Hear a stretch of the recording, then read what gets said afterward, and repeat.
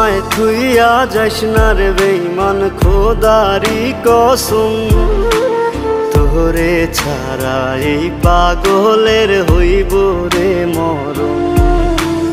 যখন ভালোবাসলি আমায় ভাবলি না তখন, শ্যামলা নাকি কালো আমি ভাবিস তুই এখন। হায়রে শ্যামলা নাকি কালো